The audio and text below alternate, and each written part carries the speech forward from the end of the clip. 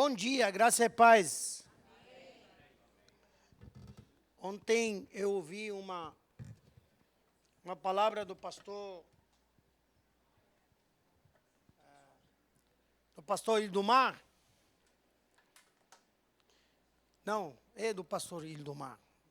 Quem falou em Janquirano, não sei o que é aquela língua indígena, né? É, esse aí, né? Deus vai falar com vocês também lá no céu e na árabe, você sabe? Tem que aprender a falar árabe. Já que ele fala português, fala inglês, fala guarani, fala tudo. Então aí a gente tomará que outros povos tenham essa alegria que nós temos.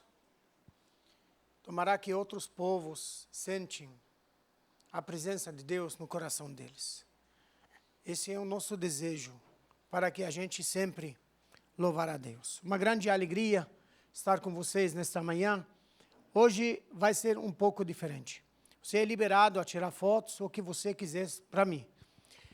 Tem algumas fotos que a gente vai postar depois, não é agora. Agora vamos dar aquele que Deus colocou no meu coração. Mas depois tem algumas fotos que a gente vai postar. Não é para você gravar, tirar nenhuma foto deles. Porque, primeiro, não somos autorizados a postar essas fotos. E se essas fotos saírem daqui, eu terei problema sério. Essas pessoas, tem alguns deles que a gente está fazendo discipulado, está evangelizando. Não todos que você vai ver são evangélicos. Tem alguns que eles vêm para nos ouvir, para discutir com a gente, para brigar com a gente. Mas a gente está ali para recebê-los com carinho, amor, e no final fazemos uma confraternização. Tem católicos, tem ortodoxos, tem muçulmano, tem duruz, tem sírio, tem libanês, e tem de toda o continente árabe naquelas fotos que você vai ver. Até tem um dos líderes mais famosos de Foz do Iguaçu, o Sheikh Abdurrahman, o líder da Mesquita Branca, que muita gente vai lá visitar aquela mesquita. Então, a gente não é para postar essas fotos, por favor. Não, você direciona a sua câmera. Eu sou bonitão, cara. Você pode tirar minha foto, postar onde quiser. Mas essas pessoas, vamos reservá-los para a honra e glória de Jesus. Conto com vocês. Eu não faço isso nas igrejas, viu? Mas pastor Felipe é uma pessoa de confiança para mim. E a gente sempre cuidamos um dos outros, e ele sempre cuida dessa área, a não prejudicar a vida do missionário, nem a vida dos outros.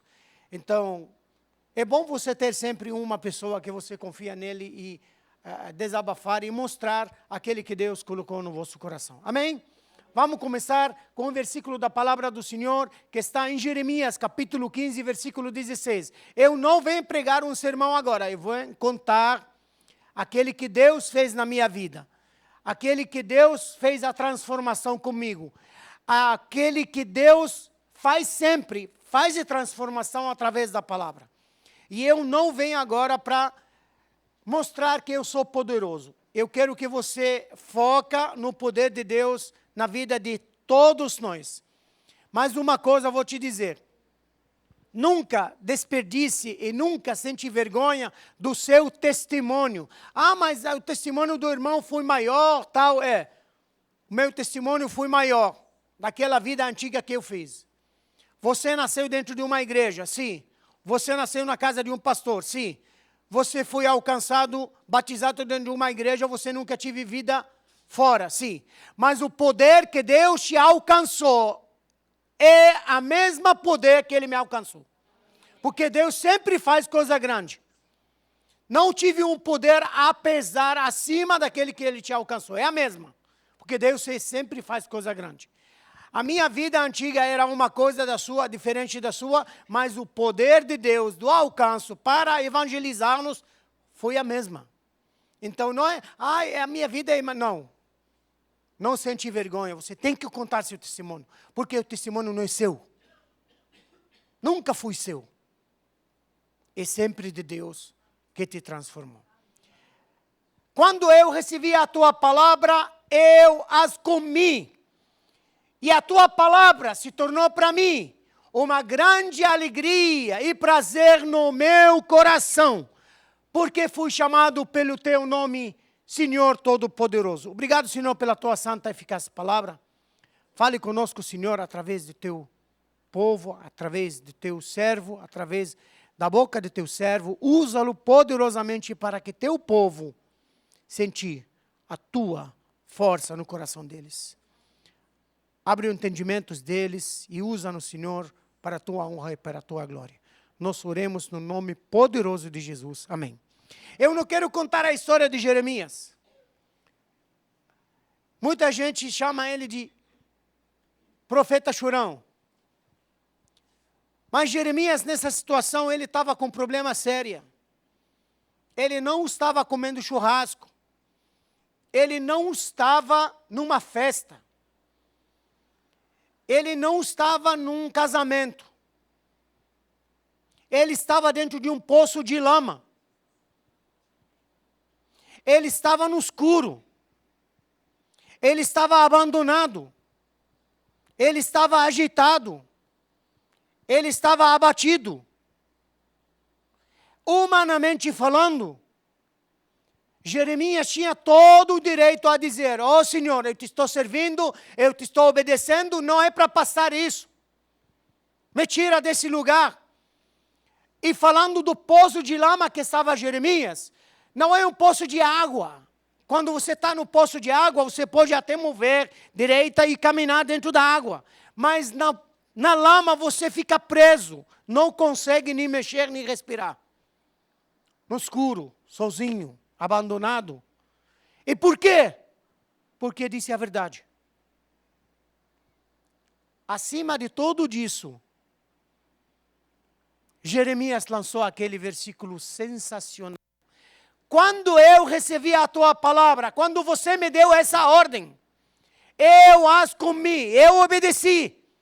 Eu tive esse problema aqui, mas esse problema se tornou para mim uma grande alegria e prazer e gozo no meu coração. Esse sofrimento por causa da minha obediência por ti, isso não me fez afastar de ti, isso não me fez blasfemar contra ti, isso me fez aproximar a ti, Senhor. Porque eu fui chamado pelo teu nome, Senhor Todo-Poderoso. Quantos de nós têm essa fé em Deus, em Jesus, tanto quanto os seus profetas? A gente fala dos profetas que erraram, mas também temos que colocar o lugar dos profetas que obedeceram, os profetas que sofreram, os profetas que não blasfemaram, os profetas que não se venderam. Homens que dedicaram sua vida, não importa, me mata, disse Jeremias, acaba comigo, mas obedece à voz do Senhor, entrega, vai lá para o povo de Nabucodonosor, se entrega e vocês vivem bem. E se você quer me matar, me mata, eu não tenho problema, mas salva meu povo. E quantos de nós têm essa fé? Meu nome é Abdullah, eu sou libanês, nasci na capital do Líbano, Beirute, eu sou de uma família muçulmana. A gente demos aula sobre o islamismo, como o muçulmano cresce. Quando nasce num lar muçulmano, não é a mesma coisa que você nasce num lar cristão. Eu não estou falando da forma que você nasce de 9 meses, 7 meses, 6 meses, milagres de 9 meses. Não, estou falando da forma que você é recebido. O pai recebe você nos braços e vai fazendo 2 orações nos ouvidos. E ele começa a cavar para apontar e para criar uma base de doutrina em sua vida, a vida do seu filho ou a sua filha, porque filho de muçulmano, muçulmano é. O pai olha para o seu filho e vai dizer: meu filho é meu discípulo. Uma coisa que nós devemos copiar deles e falar para nossos filhos: meu filho é meu discípulo. Teu filho tem que tornar seu discípulo. Antes de você pegar alguém lá na rua, começa em casa. Se você está em casa bem, fora você com certeza será bem. Meu pai me ensinou a orar 5 vezes por dia. Meu pai me desafiou para ler o livro sagrado. Meu pai me ensinou a falar as 5 orações. Eu lembro uma vez aos 11 anos de idade andando com meu pai no caminho da mesquita. À madrugada, um muçulmano ora 5 vezes por dia. E na madrugada, meu pai, que era liderando uma região lá na capital, me abraçava de manhã, 4 horas de manhã, andando comigo na rua. Ele parou e falou: sabe, filho, quando você nasceu, eu te carregava e levava por esse lugar para você orar comigo. Eu louvo Allah porque agora você está andando comigo no mesmo caminho. Eu creio que você se torna o novo líder religioso da família. Os árabes têm o líder da família e o primogênito sempre. É o líder da família, mas o líder religioso da família não é sempre o primogênito, mas é sim aquele que anda mais perto do pai.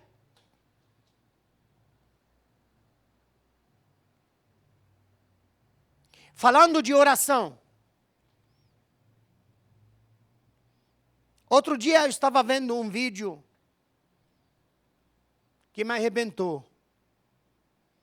Eu fiquei perguntando, por que será? Vi um vídeo de faixa de Gaza. Não estamos falando de política. Eu só quero pegar um trecho que eu vi naquele vídeo. Faixa de Gaza não tem mais faixa de Gaza. Toda está destruída. Casas derrubadas. Porque é guerra, né?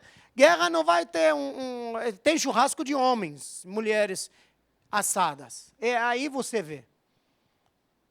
Mas o que me impactou naquele vídeo, uma mulher palestina com véu, andando em cima de tudo que está destruído, subindo em uma rocha aqui, numa pedra aqui, num pedaço de casa aqui, e atrás dela 2 filhos e uma filha.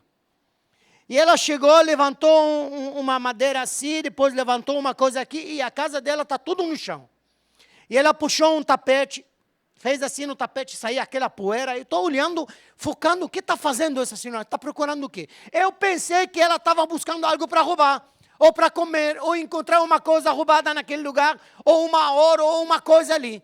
Mas essa mulher puxou o tapete e fez assim, e ela foi atrás, chamou os filhos, ela puxou o tapete na rua, parou, os filhos atrás dela, e ela fez oração.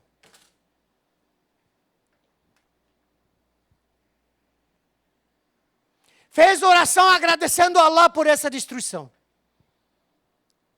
É coisa de louco. Mas tem bombardeio, não importa, o muçulmano vai orar. Deixa só a mesquita chamar de madrugada para a oração. Todo muçulmano vai para orar. Agora, se o pastor chama no Facebook, Telegram, Instagram, WhatsApp, no grupo, no telefone, e na quarta-feira, se a igreja tem 500 membros, aqui vem 10 para orar. É um desafio para nossos líderes. O líder, quando chama para orar, porque ele te ama, porque ele quer que você se aproxima mais a Deus. Esse é o motivo de orar. Porque se você vem, vai orar com ele. Se você não vem, igual ele vai orar por você. Esse é o papel de líder. Se tem bombardeio, se tem dilúvio, se tem guerra, se tem qualquer coisa. Vocês vieram no Irã agora, bombardeio todo dia.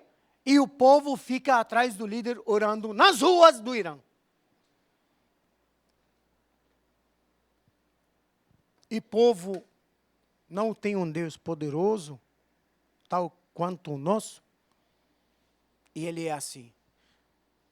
Por isso eu desafio vocês para trabalhar com árabes, para vir para nós.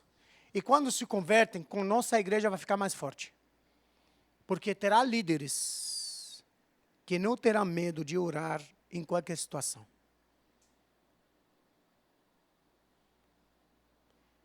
Aos 12 anos de idade começou a guerra no Líbano. Eu entrei para frequentar, para defender religião, família e nação. Quando falo religião, família e nação, não são a mesma coisa. Ou seja, não pode você misturar as coisas. Ele foi para a guerra para defender a nação, religião, família. Não, errado. Família, religião, nação. Não, errado. Religião, família e nação. Porque o muçulmano planta na vida do filho dele a religião, primeira coisa. Porque através dessa religião, ele vai ter uma família estável. E a família estável vai formar uma boa nação. Porque família e nação sem religião doutrinária é uma bagunça. Olha na Europa, terminou o cristianismo, ficou bagunça. Olha fora, que não tem doutrina, é bagunça. Olha a igreja, estável, que tem doutrina, tem mandamento, tem estrutura. Esse aqui, que o muçulmano se preocupa, religião, família, nação. E entrei para defender a minha terra como qualquer um ser humano que não conhece a palavra paz. E comecei a ser treinado, até os 15 anos de idade, usando armas, treinando. 15 anos de idade, estivemos um encontro com um novo líder que veio de fora para dar para nós um certo trabalho, um certo desafio novo para jovens e adolescentes. O muçulmano foca muito em jovens e adolescentes, porque são a nova geração que vai assumir. E nós também. Eu, quando vejo jovem e adolescente na igreja, fico muito feliz. Ontem foi a segunda vez na minha vida que eu dou aula para crianças. Gente, eu não consegui dormir tranquilo por tanta alegria que eu estava no coração. Tantas heresias que eu ouvi ali. Mas são heresias boas, sabe? Porque a criança procura te dizer o que ela acha que ela sabe. Mas também ouvi palavras 100% corretas. Também ouvi Deus sendo louvado através de uma criança, que ele conhece a Escritura. Que ele fala, aponta, cada parte da minha vida no testemunho, ele ligava a um versículo da Bíblia. Gente, isso não é assustador, isso é maravilhoso. Isso é trabalho dos pais, isso é trabalho da igreja, isso é fruto da liderança da igreja na vida do seu filho. Porque quando o líder treina o pai treina o filho. E todo volta para a honra e glória do Senhor. Louvo a Deus por cada pai que plantou seu filho e cada mãe que plantou sua filha ontem. A melhor do todo, que não falou nada, só ficou orando, é Ana Clara. Mas hoje ela é minha amiga, ela me dá abraço. Gente, criança sincera, é muito bom. Hoje à noite vou ter mais uma vez, aquela igreja à noite, e vou dar uma aula também para criança. Ontem fui treinado, hoje vou aplicar um pouquinho mais. É uma coisa de Deus, gente. Eu não tenho isso. Eu não consigo lidar com criança. Mas consegui ontem. Eu senti um deles. Até eu falei, todos somos crianças aqui.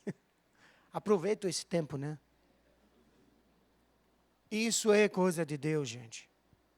Obrigado, pastor Felipe, por essa oportunidade que me deu ontem. Obrigado por cada pai, cada mãe que confiou em mim e me deu essa oportunidade. E aos 15 anos, esse líder começou a dar aula, começou a falar da religião, começou a falar da escritura do Alcorão, do livro sagrado dos muçulmanos. De repente disse, quem gostaria de agradar a Allah? E aí eu levantei a minha mão e falei, como assim agradar a Allah? O que estamos fazendo, isso não agrada a Allah? Ele falou, tem outra forma mais simples, mais rápido e menos dolorida. Falei, e qual seria essa forma, senhor? Falou, vem no meu escritório, eu vou te explicar. Quando fui no escritório, começou a falar, doar a sua vida para Allah. E começou a usar versículos do Alcorão, versículos para... Você ganha um muçulmano através da palavra, isso que eu falo. Porque um muçulmano não pode rejeitar a palavra de Deus. Apesar que eles acreditam que a Bíblia e o Antigo Testamento, o Novo Testamento é adulterado, mas eles também acreditam que tem partes no livro que ainda é fiel, é palavra de Deus. É nessa parte que nós vamos querer. Você acha que toda a Bíblia agora sentou mudou todos os versículos? Não. Então, como você sabe se esse é correto ou não? Você tem razão. Então aí... Se você fala não, é palavra de Deus, você está julgado, cara. Você tem razão, então a gente vai... É isso. E eles usam o livro sagrado deles para conquistar a nova geração. E quando eu saí por dentro, eu saí chorando. Não é sair chorando porque ele bateu em mim, ou eu fui torturado. Saí chorando porque eu estou ainda vivo.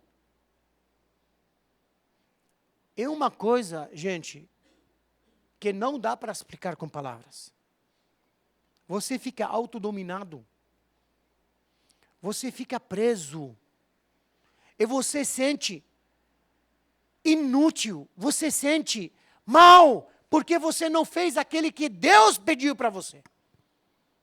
E aí você, para conquistar toda essa raiva, você dá sua vida para lá.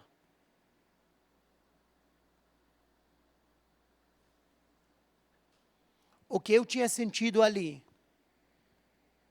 de raiva, eu sinto hoje alegria. Aquele que eu saí para destruir pessoas, por causa da minha raiva, eu saí hoje para ajudar pessoas. Porque aprendi o que significa amor. Vendo essas bandeiras, vendo seu coração quanto é. Seu coração está aqui, viu? Colocando essas bandeiras significa que você ama todos eles. Principalmente essa nação maravilhosa, que ela deu para nós oportunidade a falar do poder de Deus em qualquer lugar aqui. Agradece que você tem essa oportunidade, porque outros lugares não têm. E eu fui para ser treinado, para doar minha vida para esse Deus, para me tornar homem-bomba. 2 anos de treinamento, 17 anos de idade, me chamaram e me fui ali no líder. Eles colocaram no meu corpo 43 quilos de bomba. Quando falo 43 quilos, não é peso de 43 quilos. É a potência da bomba, que ela alcança lugares bem distantes. E eles dão um dispositivo pequenininho assim, como um controle de casa, e acompanhado pela mídia. Por que será que a mídia vai acompanhando esses atos? Porque essa mídia, ela será usada depois do atentado, ela pega toda a gravação, chama crianças, jovens e adolescentes e coloca o painel e começa a falar da vida daquele que explodiu, aquele que morreu. Ele estava com vocês, ele foi um de vocês, ontem estava aqui e hoje Allah chamou ele e ele obedeceu, deu sua vida. E você, o que espera? E o que gosta um jovem e adolescente? Desafio. Eu comparo isso com a baleia azul. No celular, no computador, no tablet. Imagina, eu sou de 56 anos, abro o meu telefone e vem um desafio para mim, da baleia azul. Ah, vamos fazer um desafio? Eu falo, vamos. O que é? Sobe aí no 3º andar, fecha os olhos e numa perna e pula para baixo. Vamos ver o que vai acontecer. Foi miserável. Porque eu sei que vai acontecer. Agora, adolescente, o que será que vai acontecer? Será que vou quebrar a perna? Não. Se vou quebrar a perna, não vai vir por celular. Eu vou descobrir. Ele sobe e quebra pescoço, não perna. Corta a veia e começa a ver quanto tempo você suporta. Esse aqui é que o muçulmano usa a seu favor. Desafiar os adolescentes e criar uma nova geração de assassinos, de líderes, de homens-bombas e de trabalhadores. Nós podemos usar isso para nossas crianças, porque dessa nova geração vai sair um novo pastor, um novo missionário, um novo mobilizador, um novo mantenedor, e aí que a gente fica mais forte do que cheguei naquele momento, naquele lugar, entrei lá, gritei, Allahu Akbar, e puf, 1, 2, 5, 10, a bomba não explodiu. Tem água aqui? Por favor. E a bomba não explodiu. Tem gente que acha que a bomba não explodiu porque foi comprada do Paraguai.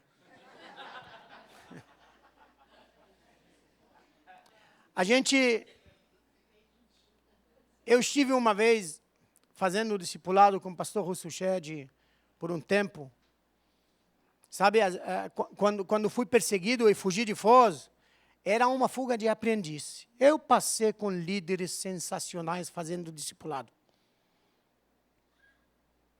Eles me rejeitaram de Foz do Iguaçu para que Deus me abraça em outro lugar para me treinar. E pastor Russo sempre olhava para mim e me disse, Abdala, quer o testemunho glorificar a Cristo? Falou sempre. Ele me fala assim, busca sua história na Bíblia. E eu olhei para ele uma vez assim e fui pensando, que busco minha história na Bíblia? Eu nem tenho 40 anos e a Bíblia tem mais de 6.000 anos. O que a minha história vai estar na Bíblia? E eu volto, pastor Russo, como assim vou buscar minha história na Bíblia? Problema seu. Busca sua história na Bíblia. E todo dia a mesma, até que eu achei. Sabe que todas as nossas histórias estão na Bíblia, baseada naquelas perguntas difíceis que o povo tinha dificuldade em entender, e a mesma dificuldade em entender hoje. E os apóstolos, e os profetas, e os servos fizeram as perguntas e Deus respondeu. Essa é a nossa história. Quando você tem uma dúvida, e o apóstolo antigamente tive a mesma dúvida, o profeta antes de você tinha a mesma dúvida, porque eles não deixaram de ser humanos. E Deus respondeu, obrigado, Deus te abençoa. E através disso, encontrei minha história na Bíblia. Por que será que a bomba não explodiu? Vamos ver o que disse a Bíblia, capítulo 46, Isaías, versículo 10 e 11. Eu gosto dessa parte, mas não termina aí, porque tem mais um versículo. Se eu posso lhe anunciar desde já que acontecerá no futuro, todos os meus propósitos serão cumpridos, pois faço todo o que desejo. Chamarei do leste uma ave de rapina, veloz, um líder de uma terra distante, para que cumpra meus propósitos. O que disse, isso eu farei.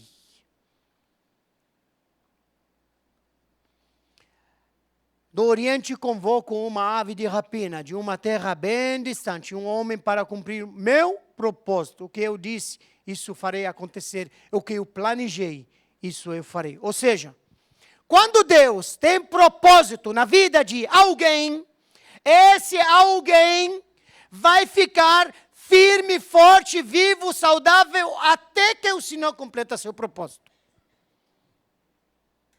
Porque eu planejei, isso eu farei cumprir. Tem outro lado que eu gosto mais, é um cântico assembleiano. Mas é verso da Bíblia. Deuteronômio 32, capítulo 32, versículo 39. Vede agora que eu sou o Senhor, além de mim não há outro Deus. Eu mato e eu faço viver, eu fero e eu saro, e ninguém escapará da minha mão. Você tem esse Deus no seu coração? Então qual é o nosso problema por amanhã? Qual é o nosso problema quando ficamos doentes? Eu não estou dizendo, se você ficou doente, não vai para o médico e não toma remédio. Eu não disse isso. O missionário Abdala disse que não precisa ir para o médico. Eu não falei isso, viu? Se você ficou doente, vai lá consultar, paga a consulta, ou vai na UPA, e o médico vai te dar um remédio, vai direitinho na farmácia mais barato, que é preço justo, que ele rouba tudo. Aí você paga, tira o remédio, volta para casa, abre o remédio e não toma. Senhor, tu capacitaste esse médico e tu deste o poder para ele entender que esse remédio seja usado por ti, antes de seja usado por um médico. Eu, em teu nome, tomo esse remédio. Sua confiança tem que ser baseada em Deus, não no remédio. Mas tem que tomar o remédio. E tem que ir para o médico. A nossa confiança sempre tem que ser nesse Deus que Ele mata, Ele faz viver, que Ele fere, que Ele sara. E ninguém pode dizer não para Ele. A bomba não explodiu, voltei para o acampamento. Antes de começar a questionar, a mídia mostrou o vídeo. Eu não tenho nada a ver, não fui eu que errei. Fui aqueles que fizeram a bomba no Paraguai que fizeram errado.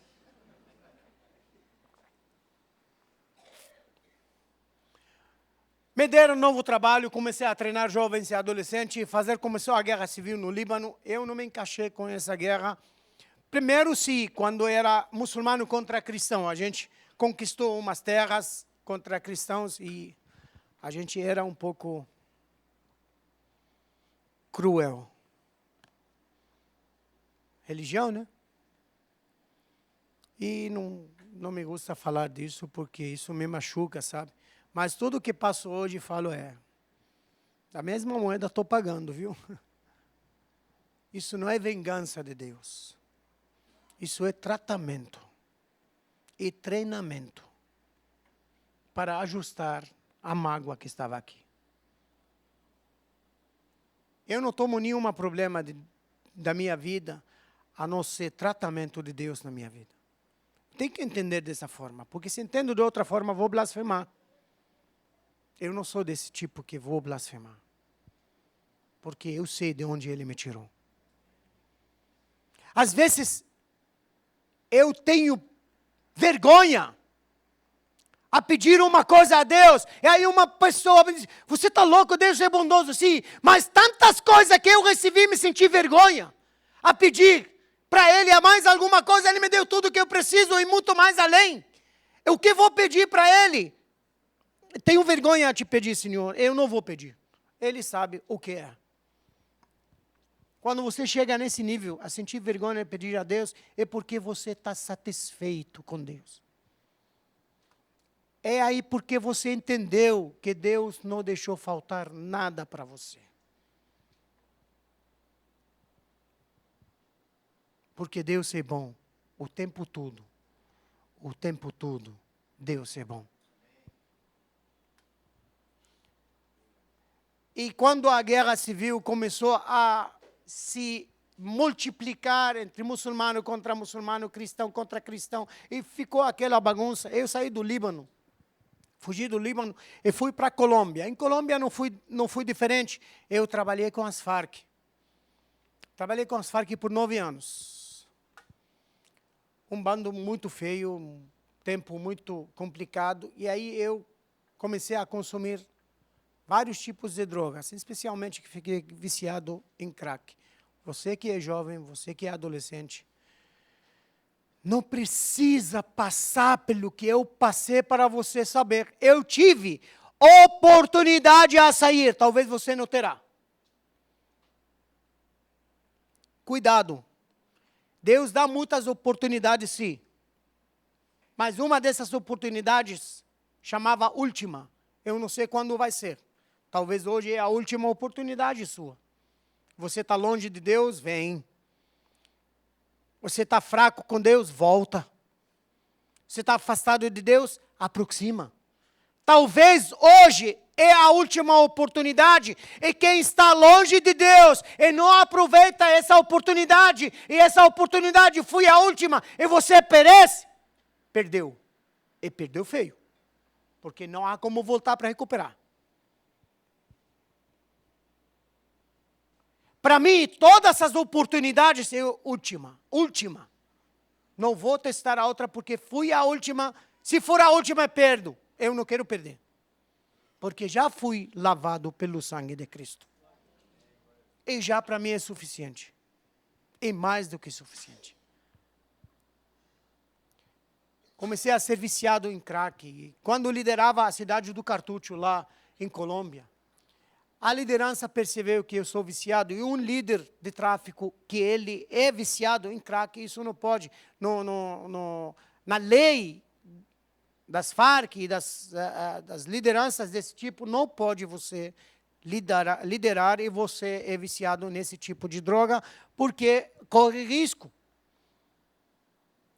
a se tornar X9. Porque é fraco, pode ser pego e por um motivo você vai falar para sair e consumir de novo. Deram ordem para me matar. Aí consegui fugir. Sou especialista em fugir, viu? Saí da Colômbia, dei uma volta pelo mundo amazônico até chegar no Paraguai. Tem um trecho que eu gosto de falar, lá na cidade de Porto Assis, Colômbia. Eu cheguei numa cidade assim, no porto da Colômbia. Ela tem dentro dela, essa aldeia, esse lugar, ela tem paramilitares, não tem nenhum tipo das Farc ou dos guerreiros, né? Ela tem paramilitares. Paramilitares são cidadãos aí dentro que eles assumem a segurança da cidade para não ter tráfico ali. E aí eu entrei lá, escondido naquele lugar, esperando para sair. Eu vi um paramilitar sentado ali com uma arma dele ao lado dele, e aí ele estava cochilando assim. Eu olhava assim, era mais ou menos 9 horas de noite, era domingo. E aí ele cochilava, levantava assim, eu fiquei esperando ali no escuro, sentado assim, esperando. Eu disse assim, esse daqui a pouco vai dormir, vou enfiar a faca no pescoço, vou tirar a arma, vou tirar o que ele tem, vou vender e consumir droga. De repente apareceu uma velhinha com um bastãozinho assim na mão, andando ali, e olhou para mim, me bateu assim com um bastão, falou, o que está fazendo aqui? Eu olhei para ela, falei, o que você quer, mulher? Sai daqui. Ela falou, seu taque é estrangeiro. Falei, ganhou a loteria. Vai agora, sai daqui. Ela falou, você não tem família? Falei, mulher, não tenho nada aqui, você pode sair da minha frente agora. Ela falou, você está com fome? Falei, eu estou, mas o que você quer? Ela falou, vem comigo na minha casa, eu vou te dar algo para comer. E se não tem lugar para dormir, você dorme ali. Essa senhora estava voltando do culto da igreja. Quando Deus tem propósito na vida de alguém, Deus vai alcançar esse propósito. Eu não conhecia a Cristo, eu não andava com Cristo, eu não viajava com Cristo, eu não pregava a Cristo, mas Ele me conhecia dia por dia. E me acompanhava passo por passo, porque Ele disse, esse um vaso que vou usar para minha glória. É a mesma forma que Ele disse sobre você. Porque você não está aqui em vão. Deus tem um propósito na sua vida. Eu não sei o que é. E qual é o propósito? Muitas vezes Deus não disse qual é o propósito. Como falou com Noé. Noé, faça a arca. No meio do deserto. Deus não disse na Bíblia, Noé, vou fazer um dilúvio, vai encher a terra de água, por isso faça a arca. Não, não foi assim. Não é ali no meio do deserto, no Iraque, Deus disse, faça a arca. E ele começou a fazer. Depois, o Senhor disse, eu quero fazer um dilúvio. Mas Noé já estava começando fazendo a arca. Obediência.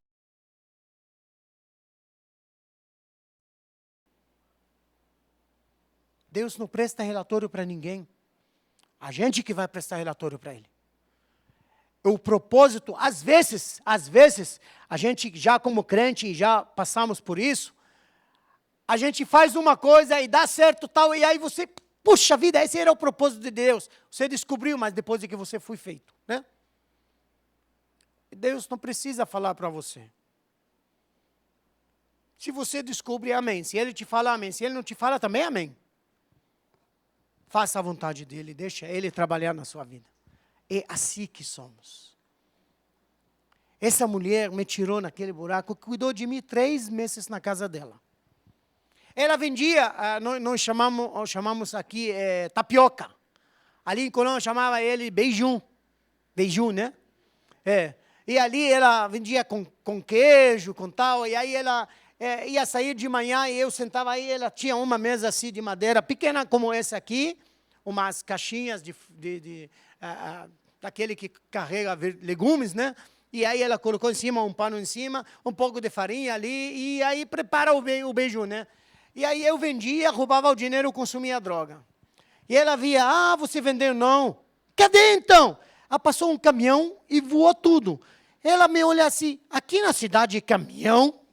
Não tem, aqui só moto tem. Mas não tem mais. Ela me disse, ladrão. A história dela está no livro. Não dá para você deixar esses pontos sem falar, porque ali, hoje, eu vi o cuidado de Deus na minha vida.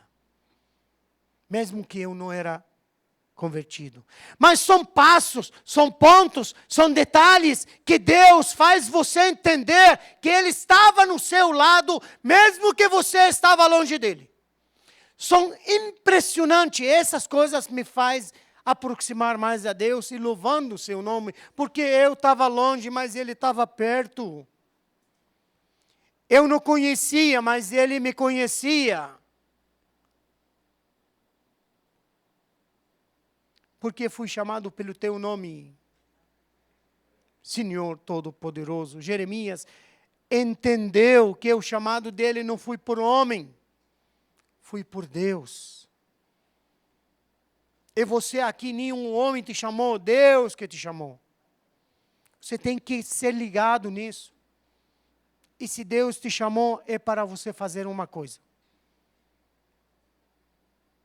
Eu não sei se é para orar, se é para ofertar, se é para ir no campo, se é para mobilizar, não sei.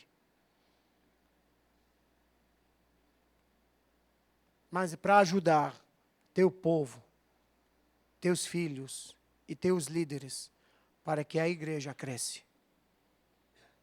Esse aí é o foco de Deus. Porque Ele cresce em nós. Consegui sair daquele lugar. A história de Dom Benjamin também, o cristão contrabandista. Também está no livro. Um cristão evangélico, mas ele é contrabandista, viu? Mas esse dá-lhe a César o que é de César, o que é de Deus é de Deus. Eu acho que ele era muçulmano, ele aplica isso. Eu oro sim, mas eu tomo cerveja. Eu oro sim, mas eu roubo. Não, mas como ora você 5 vezes por dia e você vai na mesquita? Esse é uma coisa, esse é outra coisa. O muçulmano é assim. É assim. Eu presenciei um muçulmano que estava na praia uma vez aí na minha juventude, sentado com ele. E ele foi ali, comprou uma cerveja e eu estava olhando para ele, está fazendo esse aqui. E ele começou a beber, né? Aí de repente passou meio-dia, já é a oração, ele se levantou, lavou e parou. Eu olhei para ele assim e falei, está fazendo o que esse menino aí? E aí ele fez a oração e voltou aí, pegou a cerveja e falei, o que está fazendo, cara? Mas você não sabe que esse é pecado? Não, é uma coisa e outra coisa. Deus me pediu orar. E eu estou orando. Mas, meu Deus do céu. Você não pode fazer isso. Vai pecando e Deus me perdoou. Aquele que permanece no pecado, não há verdade nele. Cuidado. Eu não estou dizendo se você tropeçou, você pecou um pouco, tal. Esse aí é uma coisa que só o seu líder pode explicar para você. Eu não quero explicar, porque eu não explico com palavras, explico com vara. Felipe é um pouco mais leve, ele usa madeira. Se eu machuco, ele quebra. Mas que bom que vocês estão aqui esta manhã para glorificar a Deus. E aí consegui subir naquele barco que a dona, a velhinha ali, me preparou aquele lugar. Sabe? Deus testemunha. Eu fiquei na casa dela 3 meses. Eu não sabia qual era o nome dela.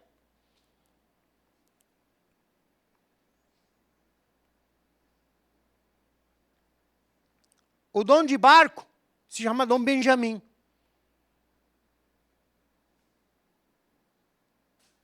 Eu lembro detalhes, gente, mas nome dessa senhora nunca tive. Nunca perguntei. Agora, fala isso numa igreja pentecostal.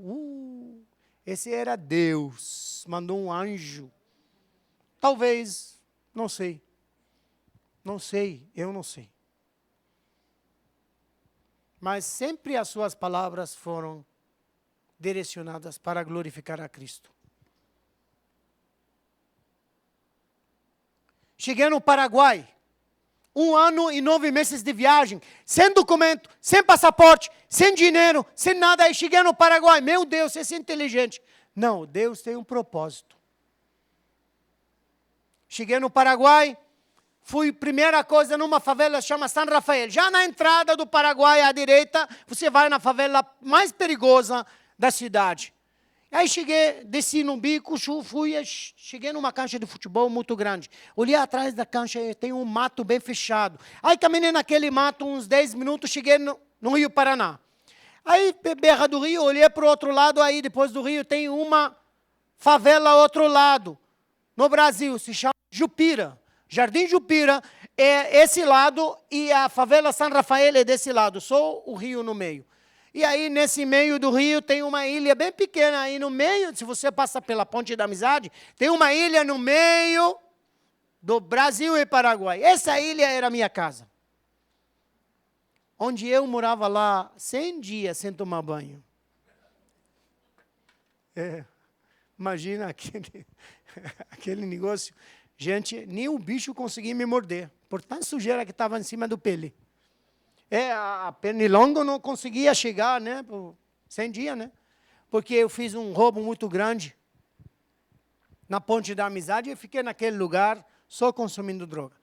E quando cheguei naquela favela, eu voltei, fiz uma casinha de folhas como um bom soldado e em 10 dias criei uma quadrilha. E começamos a sustentar nossos vícios. Eu fui chamado Lúcifer das Tríplices Fronteiras. Ninguém me amava, ninguém me suportava, ninguém me queria mais. Eu fui rejeitado pela própria morte. Sabe?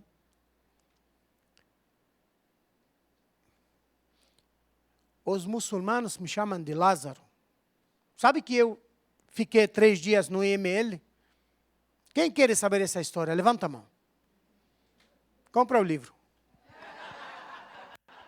Eu deixei de ser muçulmano, mas não deixei de ser árabe, não.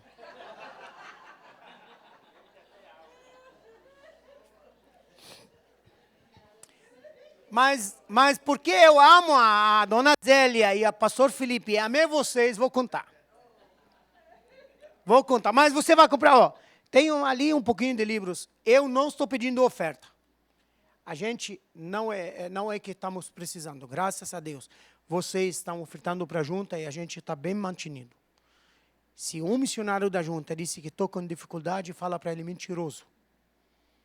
Porque temos líderes na junta, fiéis à obra do Senhor, tanto quanto vocês são fiéis, e seus líderes são fiéis a vocês. Temos pessoas que eles tiram da boca e da gente. Se preocupa pelos missionários, sim. E isso, a fidelidade de vocês com as juntas de missões mundiais, nacionais, estaduais e locais, está dando esse resultado, gente. Porque Deus escolhe os céus. Então, não é que a gente está precisando, não. Mas é bom também a gente acrescentar, vender um livro e comer churrasco com a esposa amanhã, né? Não, amanhã vou chegar à noite, terça, quarta vou comer churrasco. Se você comprar os livros, viu? Porque hoje vou comer churrasco no Pascoal. Por isso a esposa não veio hoje, está preparando um bom churrasco. Hã? Entrada R$50. Pascoal, eu vou fazer de você um bom árabe negociante. R$40 para a entrada, vai nessa aí. Bom, eu estava na rua do Paraguai, eu tive problemas com alguns mototáxis brasileiros, porque eu levava mototáxi, levava na favela e assaltava. E aí eu entrei no Paraguai ali, uma madrugada, e era 2004, 2005, por aí. Cheguei para fazer um câmbio de dinheiro, trocando dinheiro ali em casa de câmbio na hora madrugada no Paraguai, 24 horas câmbio na rua. E aí vem uma pessoa de trás de mim e pá, me enfia uma faca aqui. Ele me bateu, me enfiou com a faca e eu pá, bati ele assim e segurei a faca assim, mas não consegui. Caminhei, isso eu lembrando detalhadamente, porque estava aí acordado com dor. Eu caminhei do Oásis até a Mona Lisa. Cheguei na Mona Lisa e puf, caí no chão. Ali eu não sei o que aconteceu depois. Mas eu vou te contar o que os árabes, os taxistas, os casas de câmbio, os jornais Tem jornalistas aqui? Não? Então posso falar diretamente sobre os jornais? Vamos. E aí chamaram o corpo de bombeiro do Paraguai, levaram o corpo, tiraram o corpo da rua, levaram para UPA, lá do Paraguai, centro regional, e ali tiraram a faca, tentaram recuperar, aí costuraram um pouco, puf, o corpo entrou em óbito. O que disse o jornal? Aí quando entra em óbito no Paraguai, primeira coisa, sem verificar, pega o corpo e joga na geladeira. No Paraguai é assim, viu? Cuidado, você desmaia na rua, vai para a geladeira. Rapidinho. E aí me colocaram no IML. Só que é preciso meu povo saber, eu era ainda pertencido à religião muçulmana. Eu tenho meu irmão de sangue lá. E aí o jornal escreveu, um árabe foi esfaqueado 13 vezes, baleado, confronto com a polícia, morreu e está no e-mail do centro regional. Outro jornal disse, um árabe tive problema com outros bandidos, houve troca de tiros, foi esfaqueado 13 facadas e depois ele foi baleado e morreu. É o jornalista do Paraguai. Eu não sei aqui se tem a mesma coisa. Né? E aí o jornal chegou e aí foram no e-mail, tiraram o cadáver, entregaram, reconheceram. E no Paraguai não tinha, naquela época, um cemitério muçulmano. Porque muçulmano enterra só no cemitério muçulmano. Igual o judeu. Não é igual nós fazer, não. O muçulmano tem um enterro da mesma forma como o judeu enterra.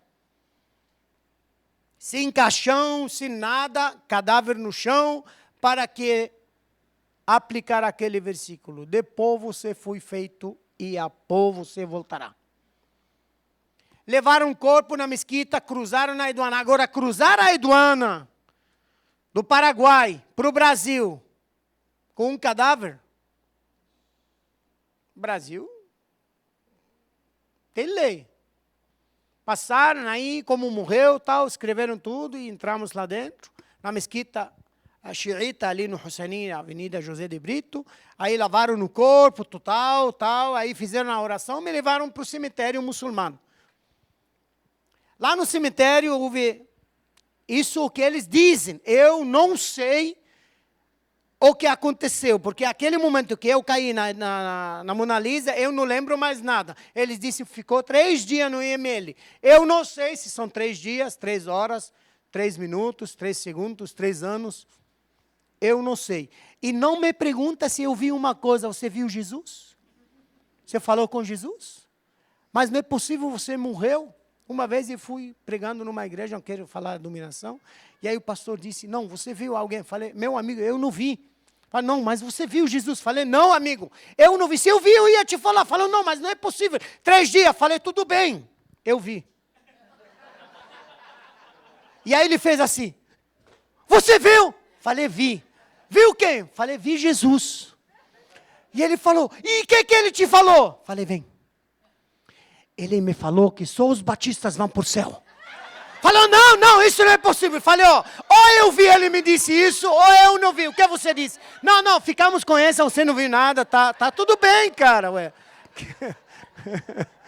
Vai ter que, com sabedoria, fechar a boca do outro. Não se converteu, cara. Ainda está na mesma dominação, mas só uma bênção. Só uma bênção. Ele tem 57 membros na igreja dele. E os 57 membros são missionários em todos os lugares do Rio de Janeiro. E os 57 membros ofertam para a Junta de Missões Mundiais. Eu já visitei a igreja dele 3 vezes. Gente boa demais. É o reino.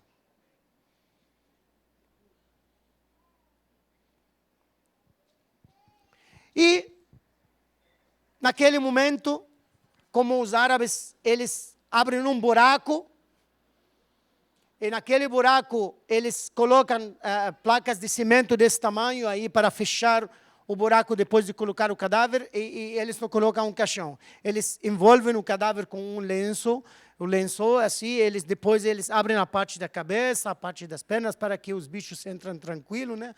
E aí um daqui, levanta e outro levanta do outro lado e colocam dentro do buraco. Eu, morto, eu não sei. Mas daqui a pouco eu vou acordar, viu? E aí, um daqui levantou, outro de lá levantou, eu não sei quantos a distância era do buraco, né? Já estamos no cemitério. Levantaram e andou 1, 2, aí eu lembro, eu abri meus olhos e ele me soltou. Gente, ele me soltou, bateu a cabeça nas placas de concreto, cortou minha cabeça, quase me matou de verdade. Começou a sangrar. E aí eu falo, puxa vida, você quase me matou, cara.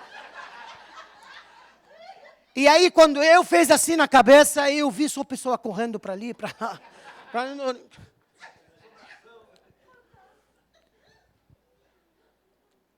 Povo tem medo de cadáver. O que pode fazer um cadáver?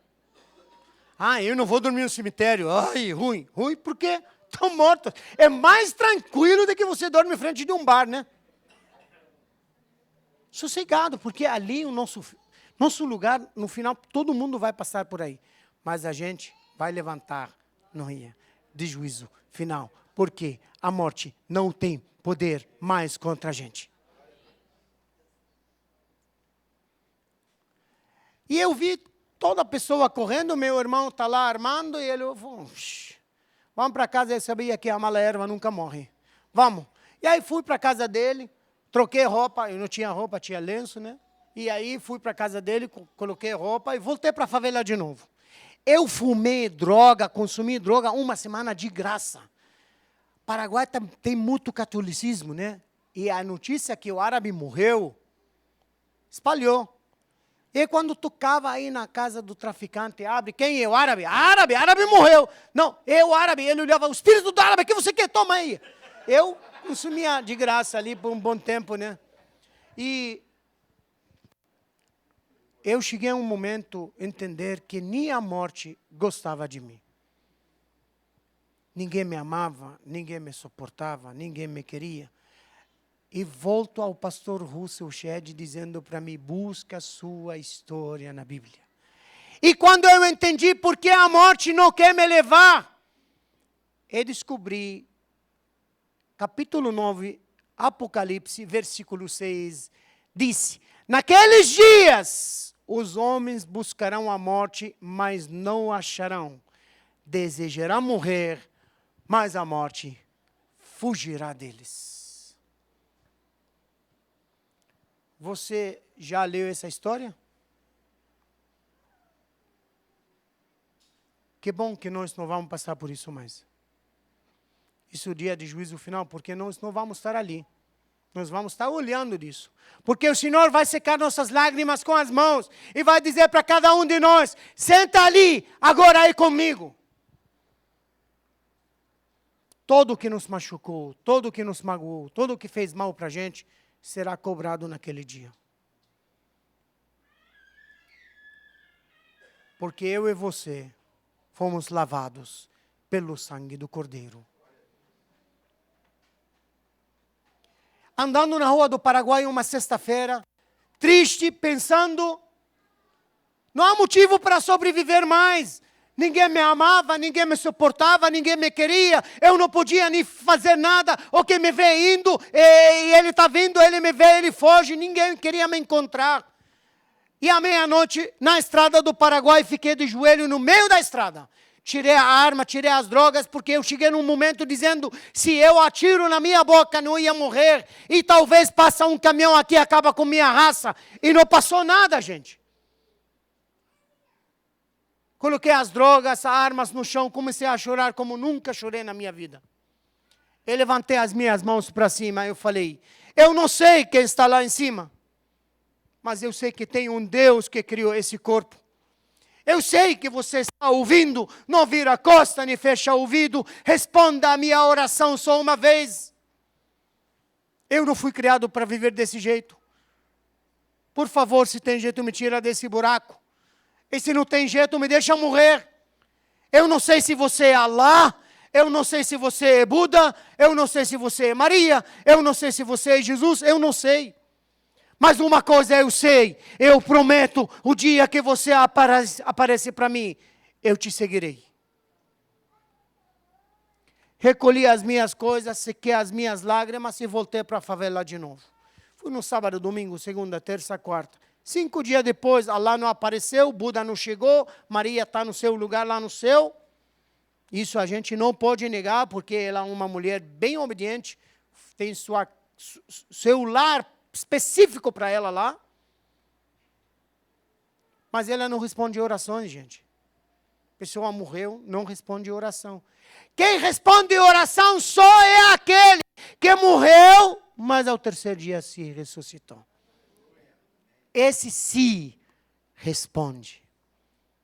5 dias depois, sentado com minha quadrilha na favela do Paraguai, no meio do mato, planejando como vamos ir na Ponte da Amizade fazer assalto, porque na quarta-feira e no sábado são os dias que mais feroz fica o Ponte da Amizade.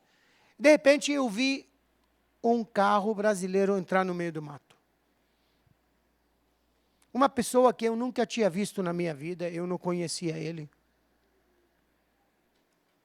Eu não sei, ele é brasileiro, eu sou libanês. Ele é carioca, eu sou de Beirute. Ele é cristão, eu era bandido. Ele é pastor missionário, eu era muçulmano. Então eu nunca tinha visto ele, pastor Flávio Augusto Ramos dos Santos. Eu não sei se eu chamo ele de amigo, pastor, pai, irmão, eu não sei. Mas uma coisa eu sei, que Deus usou esse homem de uma forma tão poderosa, que chegou até mim. Um pastor que trabalhava com a Junta de Missões Mundiais, missionário entre árabes e muçulmanos em Marrocos e em outros lugares. Ele chegou na favela do Paraguai.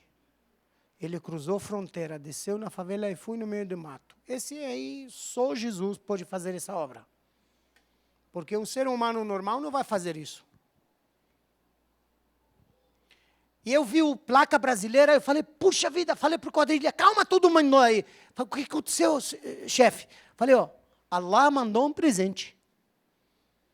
Vocês se levantam por aqui, cerca ele por esse lado, pega essa arma, cerca aí, e quando ele desce, vão matá-lo e jogar no rio. Coloquei a minha arma e saí para frente. Ele desceu do carro, desligou o carro e tirou a chave. Esses pontos, detalhes, são importantes. Um ato de fé grande. Porque está numa favela, à frente de uma pessoa que você não conhece, em outro lugar do país, é óbvio que você vai ficar na metade no carro, ligado, qualquer coisa, vaza. Não, desceu, desligou, tirou a chave, fechou a porta e parou na minha frente. Aí eu saí na frente e falei, o que está fazendo aqui, seu maluco? Você sabe que eu vou te matar? E ele olhou para mim e me disse assim, você é Abdullah?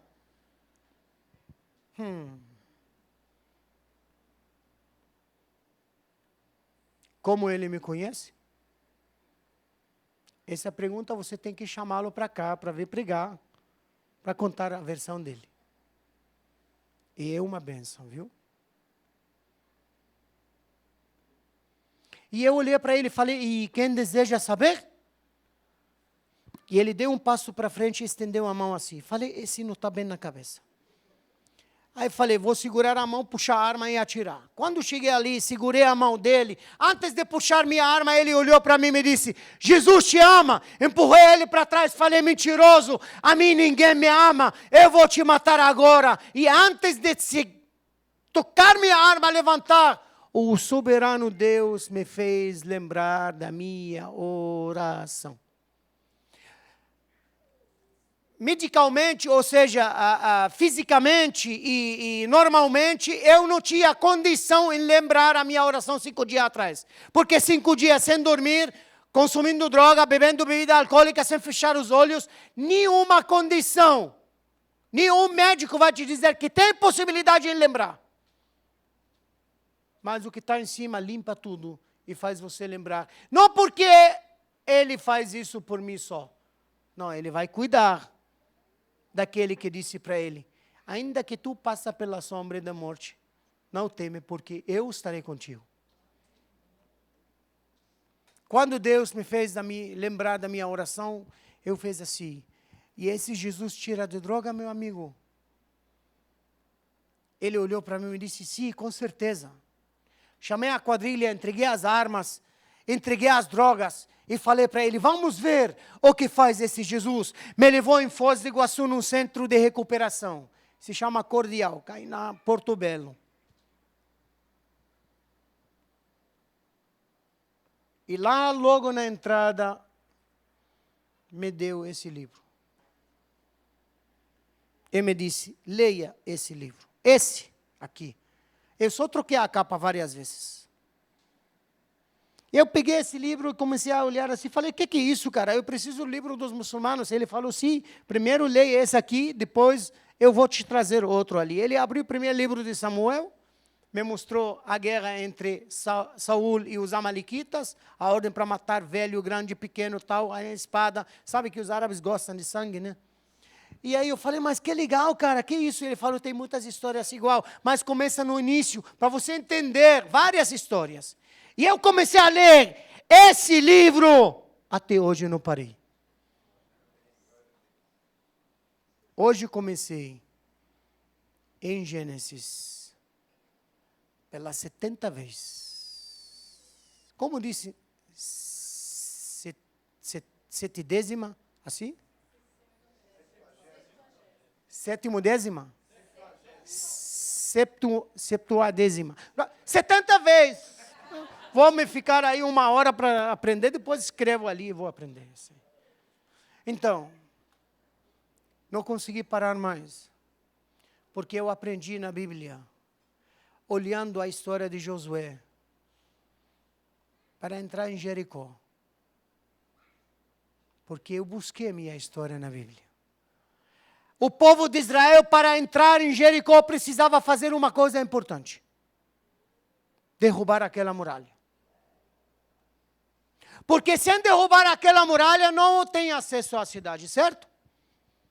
Mas como é uma muralha feita por homens, Deus queria usar o povo, não é que Deus não podia fazer, cai muralha, ela cai.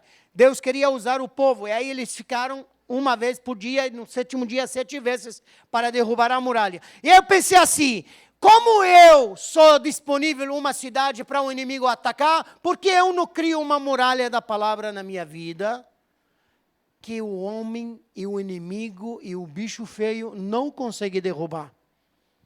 E eu criei ao redor da minha vida, apesar de todos esses anos, muralha da palavra. E todo dia leio a Bíblia fazendo assim, uma brecha aqui aberta, uma brecha aqui, um versículo aqui, uma palavra ali.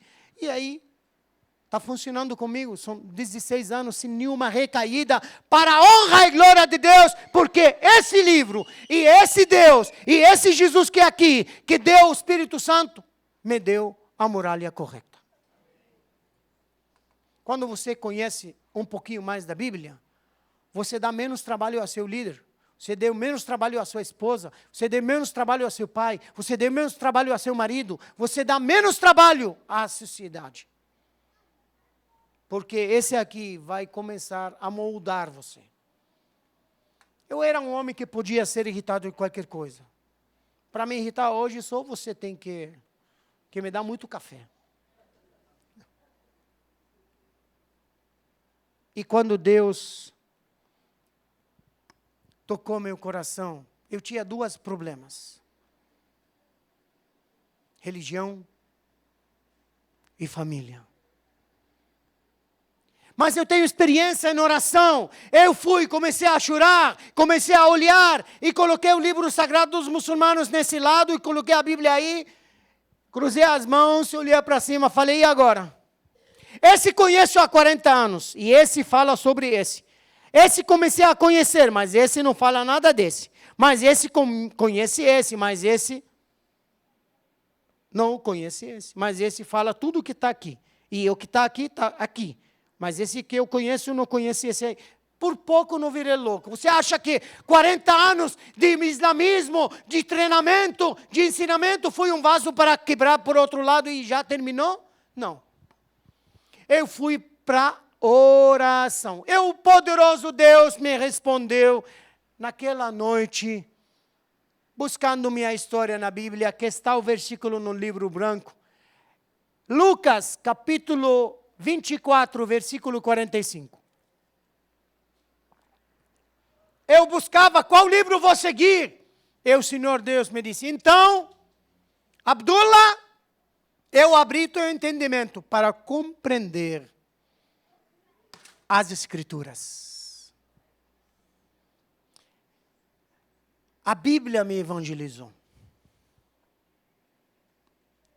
Os pastores que eu conheço, tanto como Flávio Ramos, tanto como o pastor Adilson, tanto como o pastor Rússio, tanto como o pastor Felipe, eles me ajudaram na doutrina para entender.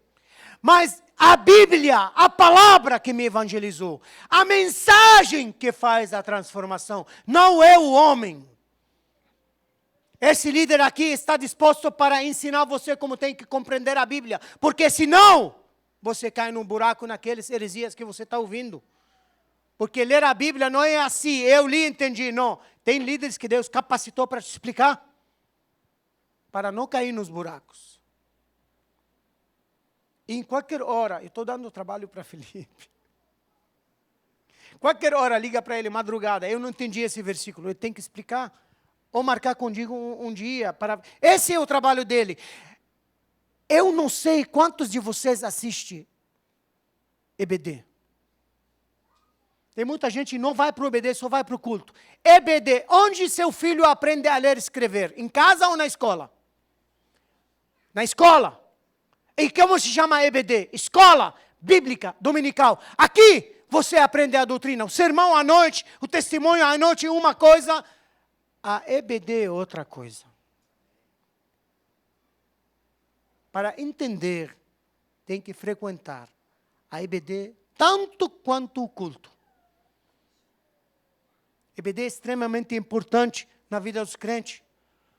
Porque esse é o trabalho dos líderes. Separar grupos para aprender, para ensinar a Bíblia. Como vai aprender a Bíblia se não frequenta a EBD? Ouvir um testemunho? Não, não é assim. EBD é mais importante do que qualquer outra coisa. Depois vem um culto para louvar, para ofertar, para glorificar a Deus. A EBD é importante na vida do filho, do pai, da criança, da mamãe, dos discípulos. É assim que você aprende. Porque o pastor, ele não veio só para falar testemunho ali, para contar histórias. Ele vem para te ensinar.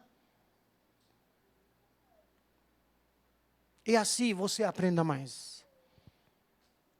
Esse problema com a Bíblia e entre a Bíblia e o Corão terminou. Mas eu tive um problema que vai me acompanhar o resto da vida. Família. Porque um muçulmano deixar a religião é pena de morte. Depois perde mãe, pai, irmãos, irmãs, família, herança, tudo que você tem na vida você perde. Graças a Deus que eu não era casado e não tinha filhos. Porque isso ia ser uma trava forte na minha vida. Mas eu tinha mãe. Eu tenho irmãos, irmãs, sobrinhos, sobrinhas.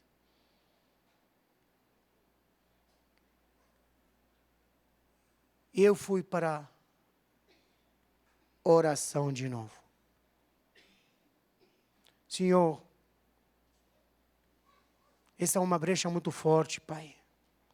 Não consigo suportar. Você acha que eu não sinto saudade dos meus irmãos? Você acha que eu não procurei anos e anos, vendo Armando, esperando que ele venha me abraçar e ele venha apontando a arma para mim? Você acha que eu estava tão feliz quando me encontrou no shopping e começou a me chicotear com 12 pessoas dentro do shopping? Não. Apesar que você quer ou não quer, ele não deixa de ser meu irmão. É família, gente. E a família não é o homem que fez. Foi Deus que fez a família.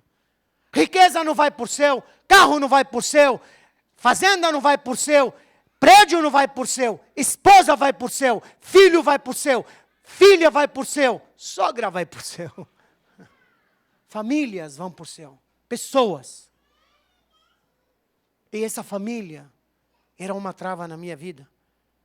Eu chorei bastante. Eu não contei a história quando a minha mãe apanhou, porque ela me ligou.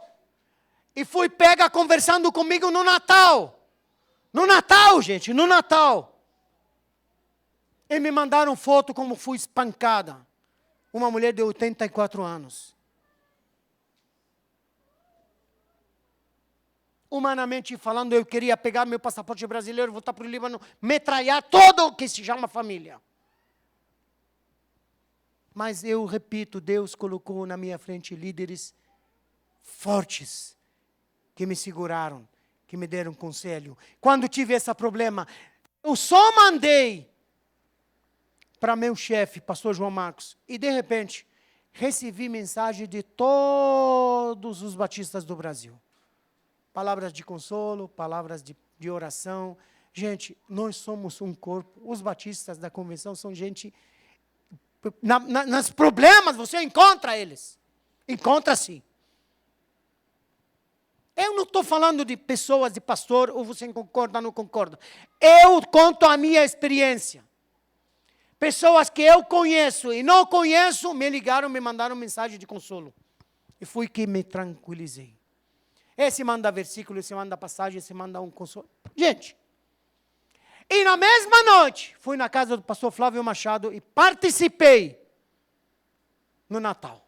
Comemos bolo, festejamos, oramos na casa do pastor Flávio Machado, ano 2019. Isso deixou mágoa? Sim. E eu fui para a Bíblia, porque eu falei para vocês, qualquer dúvida você tem hoje, os apóstolos tiveram. Quem tinha minha problema na Bíblia? Eu não sei.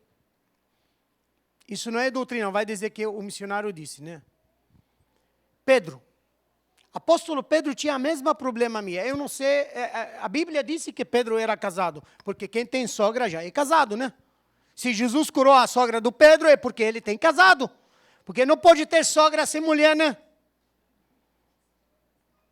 Agora, se Pedro tive filhos, filhas, yernos, eu não sei, a Bíblia não disse.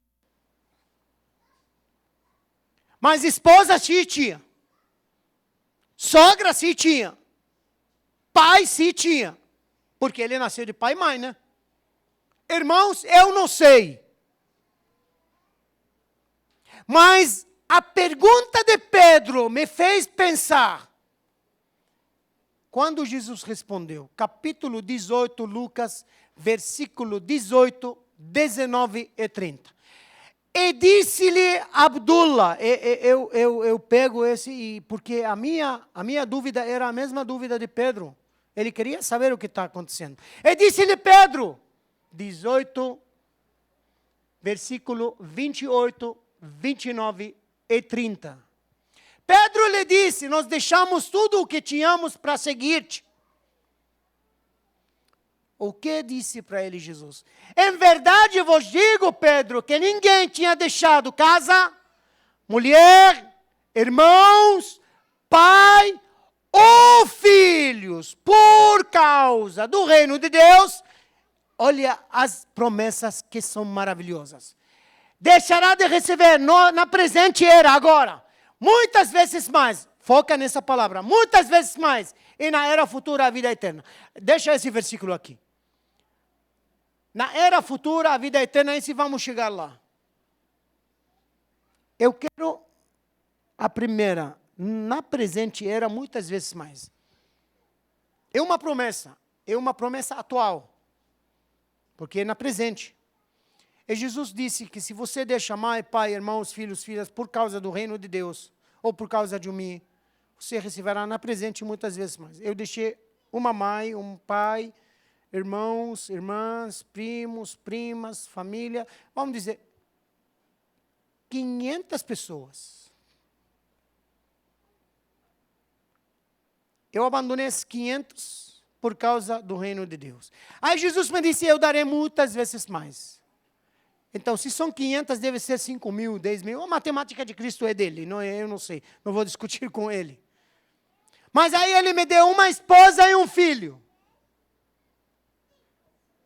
Falta 498 para completar os 500 que eu abri. Agora, eu não quero discutir os presentes. Muitas vezes mais. E Jesus me disse, eu darei na presente, sim, muitas vezes mais. Eu falo, mas eu deixei 6 irmãos. E ele me disse, olha na sua frente hoje, nessa manhã, quantos irmãos eu ganhei aqui? Levanta a mão. Dá para duvidar desse Jesus, gente? Quantas irmãs eu ganhei nessa manhã? Só aqui, daqui a pouco na outra igreja eu vou ganhar mais. Eu ganhei lá na Igreja Batista Três Lagoas, lá na IBI, lá na Três Lagoas, lá na PIB, em todos os lugares. A minha família não é mais 500 pessoas, mas milhares e milhares e milhares de irmãos e irmãs. É esse presente, e muitas vezes mais, que Jesus apontou. Vocês são minha família.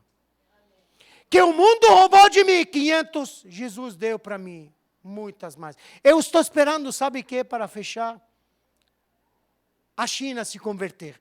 Eu vou ter 2 bilhões de irmãos de uma vez por tudo. Eu vou ir na cirurgia plástica, puxar meus olhos assim, eu vou viver na China. Vou ver quem vai me pegar. Ninguém vai me conhecer mais. É porque dizem que todos são iguais, né? É o reino que faz essa alegria. Porque a gente, quando ria por alegria, gente. E não por zombar. Porque Ele está no nosso coração. Hoje eu sou casado com a Marisol. Temos um filho chamado David. A minha esposa é paraguaia. A gente trabalha com árabes e muçulmanos nas tríplices fronteiras. Também sou coordenador no sul do Brasil pela Junta de Missões Mundiais da Convenção Batista Brasileira. Eu sou membro da igreja, da Congregação Batista Jornada em Foz. E a gente faz trabalho também atendendo igrejas. Sou professor também de várias missões e a gente vai dando aulas. E eu quero que vocês recebem um grande abraço. Ontem eu falei com o nosso pastor João Marcos. Ele mandou um grande abraço para você, especialmente para você, Felipe. E ele manda te dizer que Deus te dá força para que essa igreja se multiplique. E eu estou pensando, a partir de hoje, para que o ano que vem, trazer João Marcos aqui para falar com vocês nesta manhã ou nesta noite, eu não sei.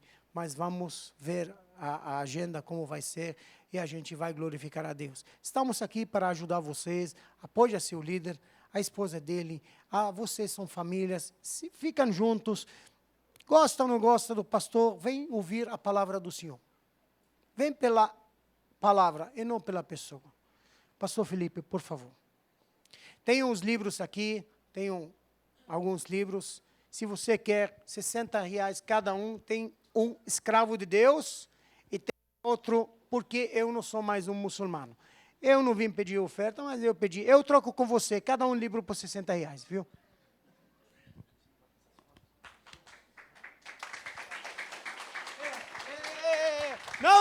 Não, calma. Ai. Agora, celulares no chão. Vou mostrar um pouco do trabalho missionário da Junta de Missões Mundiais. O que você vai ver não é meu trabalho. Esse é o trabalho. Não é meu trabalho. Esse trabalho começou com o pastor Carlisto. Começou faz 30 anos atrás. Pastor Carlisto ficou na cidade de Foz do Iguaçu 15 anos, trabalhando com árabes e muçulmanos. Quando o pastor Carlisto veio embora, ele entregou para o Flávio Ramos. Flávio Ramos, junto com os pastores batistas lá da cidade, ficou lá uns 15 anos. E ele veio embora e agora eu estou trabalhando também com os batistas lá nas tríplices fronteiras. Então, Carlisto plantou. Flávio regou. Deus fez crescer e Abdullah vem recolher. Esse é o trabalho dos outros, não é o trabalho do Abdallah, não. É trabalho do reino, trabalho de Deus. Missionários, vossos missionários. Esse aqui é o Sheikh Abdul Rahman. Esse era uma trava na minha vida. Hoje um amigo meu, mas ele evite encontrar comigo porque eu tenho perguntas que só um que pode responder, Jesus. Porque esse não vai conseguir responder. Porque ele estava falando que aí o islamismo é um paz e não persegue. Aí eu falei, e por que você mandou me perseguir? Ah, não, é outra coisa, mas você acabou de dizer que cada um é responsável pela sua religião porque você me persegue. Não, eu não tenho. Falei, não vai me dizer que você não tem nada a ver. Nenhum muçulmano consegue fazer algo sem sua autorização, viu? Aí meu pastor pegou a mão, sai fora, cara. Você vai trazer bronca aqui. Bronca nada, estou fazendo pergunta, ele não responde. Mas hoje a gente se encontra às vezes com ele assim, para bater papo ali, tomar um cafezinho. Ele não gosta tanto, mas Deus vai usando a minha vida, porque eu uso o livro deles contra eles, viu? Vocês vieram a aula do pastor Rodrigo? São 3 pilares: cultura, religião, relacionamento, tem que conhecer a Bíblia também. Bom, pode passar. Esse aqui, uma trava era, esse vem para me bater. Vem do Líbano só para acabar com a minha vida. Ele estava num restaurante, Filadélfia, sentado. De manhã eu fui para o Paraguai, ele estava num restaurante árabe, assim, sentado, tomando chá, né? E aí eu fui, sentei na parte da frente, né? Aí, de repente, ele estava fazendo assim, buf, derrubou o copo de chá na mesa. E aí eu levantei, sozinho assim, fui para dentro do restaurante, peguei um pano, vem ali, limpei a mesa dele, e fui para dentro, coloquei um novo chá e trouxe para ele na mesa. Eu tinha feito um acordo com a religião muçulmana para voltar para Foz do Iguaçu, porque eu era proibido voltar. Eu fiz um acordo para eles que eu não posso pregar o evangelho para os árabes. Eu aceitei esse desafio, mas eu coloquei uma condição. Eu prometo que eu não vou anunciar o evangelho para nenhum árabe. Alguns pastores falaram, você está louco? Eu falei, não, calma. Árabe sabe pensar, né? Eu falei, mas eu tenho direito a responder perguntas. Ah, como assim? Eu posso responder perguntas? Sim, pode. Aí assinamos, tal, fizemos um acordo, voltei. E aí, eu troquei o copo de chá e falei, desculpe, aí eu vou, calma aí.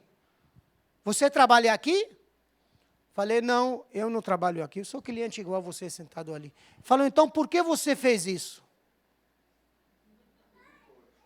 Perguntou. Agora, essa pergunta ficou resposta dela meses. Contando histórias de Cristo, de Abraão. Está pregando? Não! Estou respondendo a pergunta dele. Foi ou não foi? Vai mexer com árabe? Não vai. Hoje, o Issam, um dos amigos que aceita ouvir sobre a Bíblia e as histórias. E aceita os erros proféticos. Aceita que Davi errou. Aceita que Jonas errou. Ele aceita. Porque muçulmano não aceita, são cobertos, são cobridos pelo Espírito Santo que não erram. Se já começou a aceitar, vai chegar para a gente. Vai para frente. Esse aí é o maior açougueiro, que quer comer picanha, quer comer coisa, o Rajabas. Um açougueiro maravilhoso, que eu trabalho com ele há muito tempo, ele me recebeu com carinho, depois ele me defende. E a esposa dele está com burca, sabe aquela muçulmana que não sabe ler, não sabe escrever, mas ela é muçulmana mais do que o próprio sheik. Ela defende a religião e ela não sabe ler, ela não sabe. E a palavra dela são sem sentidos, né? Mas a filha dele, Rucaia, é a nossa irmã em Cristo agora, depois de cumprir 18 anos. E ela quer tirar o véu. Eu falei, negativo, está errado você tirar o véu. Por que, tio? Shhh, você ainda mora na casa dos seus pais. Se você tira o véu, vai trazer atenção. Traz atenção, traz problema. Traz problema, vai apanhar, certo? Sim, então, fica com véu, porque é uma coisa necessária por enquanto. A Bíblia não é que rejeita isso, A Bíblia deixa como escolha, se você quiser ou não quiser, problema seu, que não seja por religião. Vamos usar essa parte que agora você é necessário usar véu para não chamar a atenção dos outros. Como fui na igreja de Coríntios. Todo mundo bota véu. Por quê? Ah, porque aquela que está careca é prostituta, aquela que não é... Tá. Então, fica com véu. Depois você vai formar, vai sair, vai alugar uma casa e se vira, usa bermuda, usa o que quiser, né? Você já é brasileira, mas enquanto você está na casa do seu pai, você fica com véu. Esse aqui, Pascoal, você viu o café de manhã como é? Café árabe, ao lado dele, mamão, fruta. Esse aí, não é pão de queijo, viu? Esse aqui, o irmão Samir, um contador de uma empresa grande em Foz, é um muçulmano, ele não se converteu, mas um muçulmano aberto, um muçulmano que ele entende o pensamento dos outros, não é ofensivo. Eu falo de Jesus para ele, eu falo da crucificação. Falo, enquanto você acredita nisso, eu acredito em outra coisa, mas eu respeito a sua formação. Eu falo, por que você não acredita que Jesus foi crucificado? E aí ele me disse assim, porque o Alcorão disse num versículo, وَمَا قَتَلُوهُ وَمَا صَلَبُوهُ وَلَكِنْ شُبِّهَ لَهُمْ, porque ele não foi morto, não foi crucificado e por isso aí ele não é. Falei, em um versículo no livro seu, você acredita em tudo isso. Nós temos pelo menos 4 evangelhos falando da crucificação dele. Você acha que eu vou deixar 4 livros para acreditar num versículo? Tem sentido. Não, por enquanto vamos conversar. Pode passar. Esse, o senhor Aledi, é o maior empresário. Esse é o dono da TCL. Tem TCL aqui? Panamá, Paraguai, ele tem na empresa dele mais ou menos 3.500 empregados. É um menino que, a empregada dele, que ela é árabe, se chamava Suraya. Ela ficou viciada em droga, ela é a secretária financeira dele. E aí ele me ligou, eu levei ela para o centro de recuperação, tratei ela 2 anos, sem cobrar ele nada. E a secretária é prima dele, né? E a Suraya se converteu. E ele vem me questionando.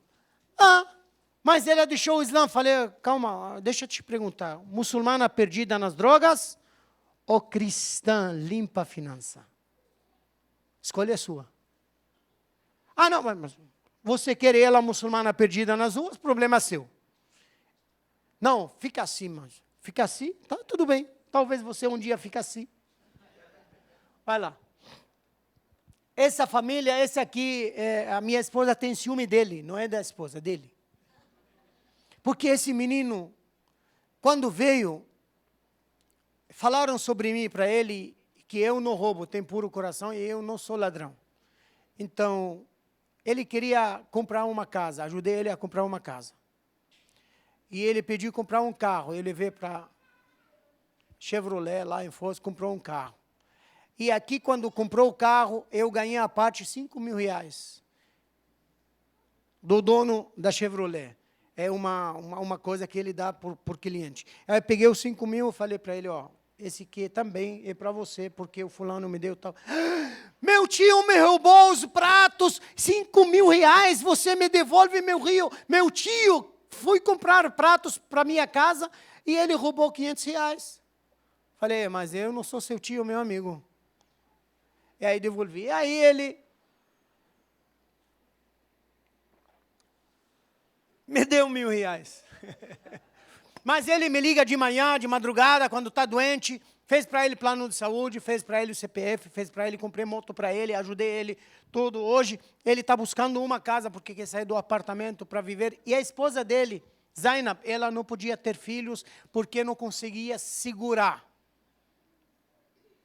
Eu não sou profeta, gente. Eu não tenho nenhum poder. Mas naqueles momentos assim, ele me contou que eu quero filhos tal, mas a minha esposa não consegue. Eu falei, sabe? Meu Deus, que eu adoro, ele sempre tem poder para fazer. Eu creio que em breve você vai ter mais do que um filho. Ele falou, Falei, acredita, cara. Hoje está com 2 filhos. Ele me disse, você é profeta, cara. Eu falo, não sou profeta, cara. Eu sou homem igual a você, mas creio no poder do meu Pai. Esse Deus faz milagres, não é eu que faço milagres. E talvez Ele usou minha boca para te abençoar. Ah, sim, e para te chamar a atenção, que Ele que existe e não há outro. Então a gente vai madrugada aí, quando ele me liga, a minha esposa, olha, teu filho está ligando. Meu filho nada, ele está com 30 e poucos anos. Mas olha ali, é um jantar muito bom, né? Quando eu jantava antigamente, pode passar, esse é o mesmo casal. Essa família, ela veio do Líbano, eles são ortodoxos, são cristãos. Eu não conhecia eles.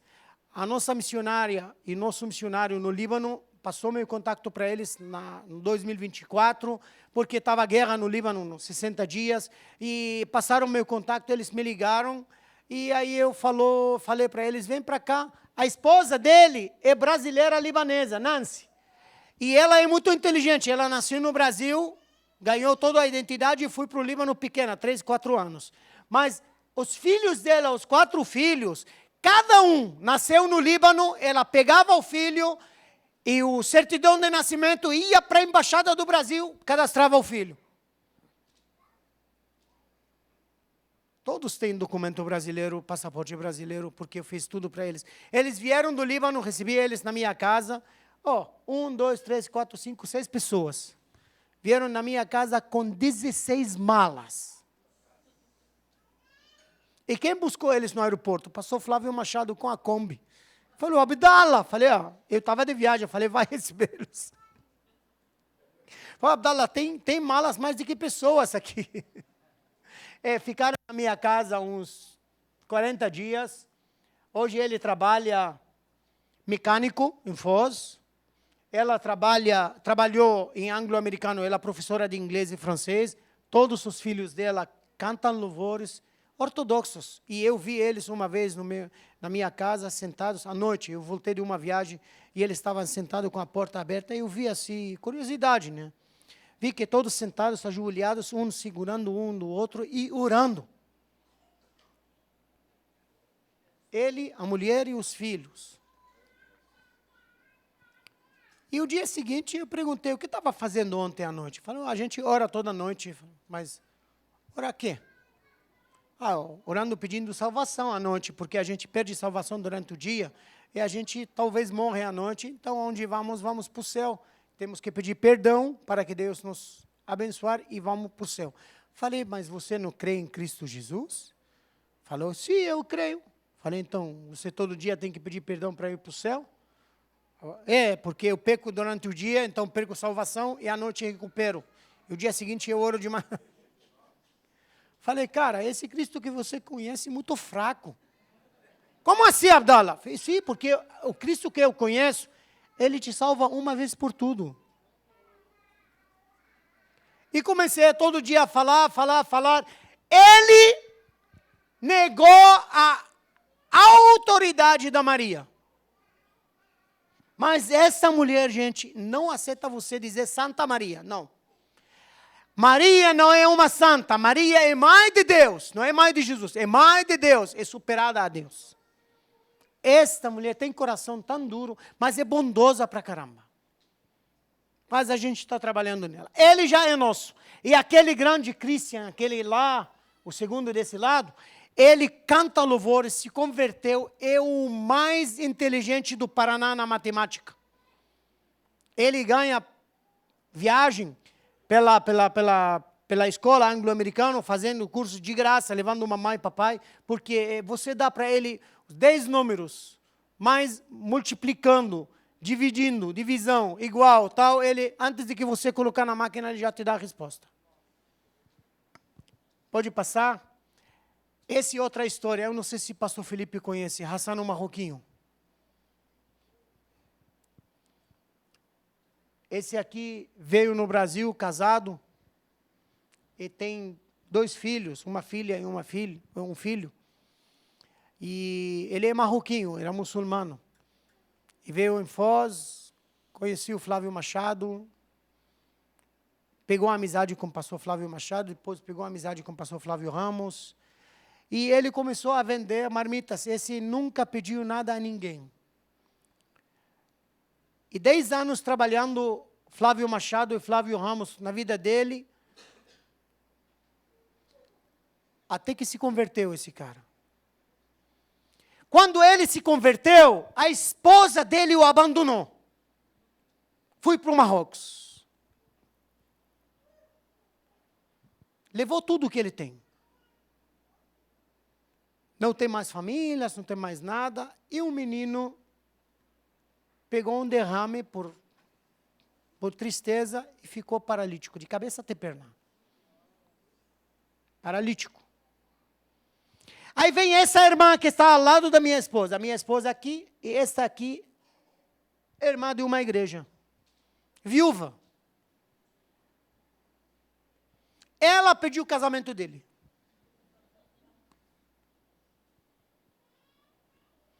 Você passa na casa do Hassan, ele é mais cheiroso do que o Dior. Sabe aquele perfume francês? Ele cheira, esse mais cheiroso. Ela lava roupa em casa, ela lava roupa para pessoas, ela passa roupa, ela trabalha para casa. Ela cuida dele de uma forma, ama ele de uma forma maravilhosa, gente. Essa pessoa, eu falei uma vez para ela, eu quero ver você só uma vez brava. Não consigo, sempre assim, feliz. E ela disse, eu tenho Cristo no meu coração, por que vou ficar triste? Eu cuido do meu marido. Ela conheceu ele paralítico e casou com ele paralítico. Ela tem fé que ele vai recuperar. Ela trabalha em casa, lava coisas e vai lavando como uma dona de casa, como empregada nas casas, para sustentar ele. A filha dele, o filho dele, cresceram, vieram para o Brasil, estão se formando em medicina, estão ajudando ele. A filha dele, doutora, já se converteu. O filho dele ainda não. Mas ele ainda está paralítico. Pode passar. Hassan precisava ir para fazer fisioterapia. E a gente orou. A gente precisava uma cadeira. O irmão enviou uma cadeira de Maringá para Hassan. Hassan hoje tem cadeira. Hassan sabe falar 3 palavras. Jesus me ama. Eu visito ele sempre. Eu vou nas lojas árabes, eu não tenho vergonha de pedir para os outros. Eu tenho vergonha de pedir para mim uma coisa. Mas pedir para ajudar, eu não tenho vergonha. Eu vou para os árabes. Oi, fulano, sim. Abdallah, sim, o que você quer? Prepara uns $200 aí, eu estou chegando na sua casa. Para quê? É para ajudar, comprar cestas básicas, ajudar a arca. Quem conhece a arca? A arca é de uma Assembleia de Deus, pastor Elias. Ele tem uma base pequena, que ele pega as crianças dos bairros, mais pobres, e ele ajuda, dando para eles aulas, estudos bíblicos, comida. Então, a gente ajuda. É o reino, a gente fala que é o reino. E ali, Hassan ganhou uma. E aí, eu vou para lojas árabes que vendem roupa e passa aí. Hassan está mais ou menos, em uma situação muito difícil. Pastor Flávio Machado sempre vem da Medianeira só para visitá-lo, para ajudá-lo aí, às vezes, numa conta de luz, conta de água, tal, porque ele não paga aluguel, viu? A casa, Deus abençoou ele de um irmão, não preciso falar o nome dele, que ele não cobra dele nada. Nada. Fala para ele, paga a luz, água e fica em casa o tempo que você quiser. Vocês acham que Deus abandona o dele? Não é que Hassan precisa ou pediu ajuda, Hassan confia em Deus. Hassan trabalhou vendendo marmitas nas igrejas. Eu falava na igreja para que elas comprem. E no sábado e no domingo, Hassan fazia marmitas de frango, de carne. E as igrejas compravam dele tudo que ele tinha. Ele sentiu o amor do povo. E ele se converteu. E às vezes eu vou para a casa dele, pode passar, para dar para ele uma camisa de Corinthians, talvez ele se levanta. Mas ele não se levantou, cara, porque eu não sei porquê. Eu sou corintiano, mas eu não vi tanta dificuldade em Corinthians fazer milagres. Não tem milagres. Pode passar. Viu essa foto? Aí o nosso irmão, o pastor Rodrigo, está nessa foto também. Aqui não é todos convertidos. Não vão dizer, quantas pessoas. Não. Aqui tem esse aqui que tem Jesus Saves, aqui com barba, esse é convertido. Aquele que está tirando foto, se é convertido. Aquele que está atrás, no final, desse lado, o pastor Rodrigo, não sei se é convertido. Mas vocês que sabem, né? Esse aqui atrás desse Jesus Save, atrás da mulher, é um sírio muçulmano convertido. É pastor hoje, pastor Yusuf. Aqui tem alguns que são convertidos, alguns que são ortodoxos, alguns que são católicos, alguns que são muçulmanos, alguns que são derus, alguns que são ateus, alguns que são arminianos e por aí vai. Mas tem convertidos? Tem. E a gente trabalha com esse povo. A gente não espera que esse povo agora se converte, a não ser que Deus quer, né? Mas nosso trabalho é assim, gente. Essa era uma forma que nós reunir no Templo Batista Itaipu, que nos prestaram, mas hoje não está mais assim. Hoje, porque tive uma dificuldade, é aí que eu faço. Uma vez por mês, eu visito eles nas lojas, para orar, para acompanhar. Vou no Paraguai, na casa deles, tal. E aí a gente faz um bom trabalho. Pode passar? Porque o Filho vive e voltará. O que vamos fazer? Aleluia, glória a Deus, que Deus vos abençoe.